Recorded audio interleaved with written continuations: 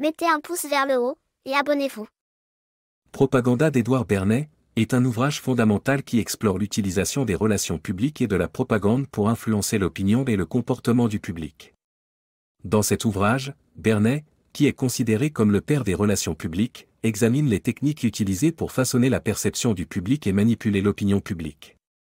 Voici quelques leçons et concepts clés du livre, accompagnés d'exemples expliqués. 1. L'ingénierie du consentement. Bernet affirme que les individus et les organisations peuvent utiliser des techniques de propagande pour manipuler l'opinion publique et façonner le comportement social. Bernet a travaillé sur de nombreuses campagnes de relations publiques destinées à influencer l'opinion publique.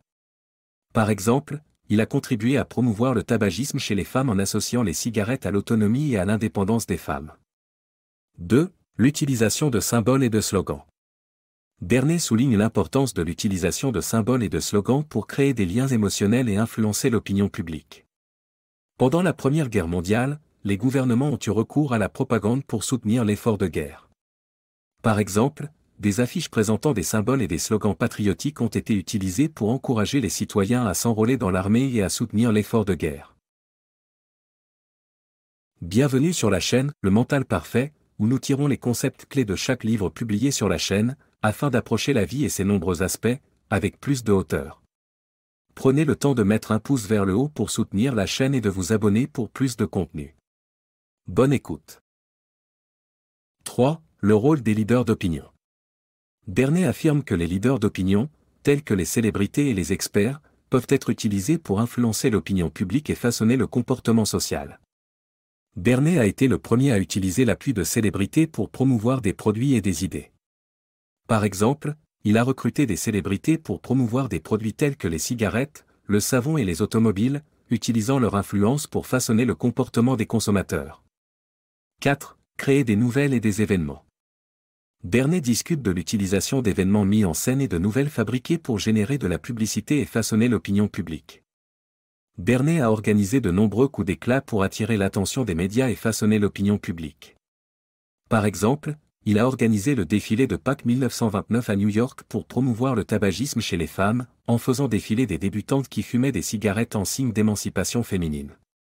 5. Manipuler l'opinion publique. Bernet explore les techniques utilisées pour manipuler l'opinion publique et façonner le comportement social.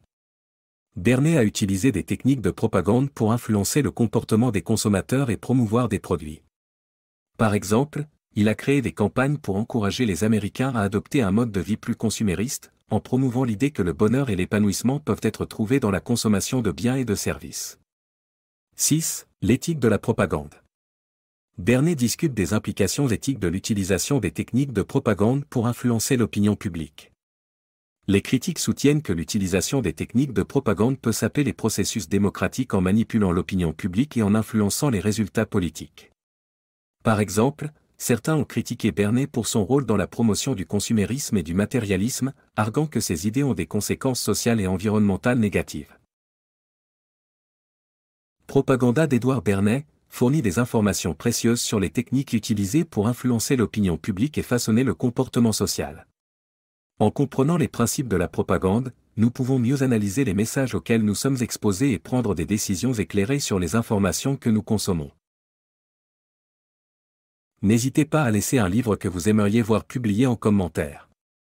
Participez aussi à la croissance de la chaîne en faisant un don, et en attendant le prochain audio, n'oubliez pas. Le savoir n'est rien sans la compréhension, qui n'est rien sans l'application.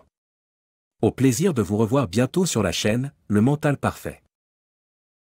Perfect.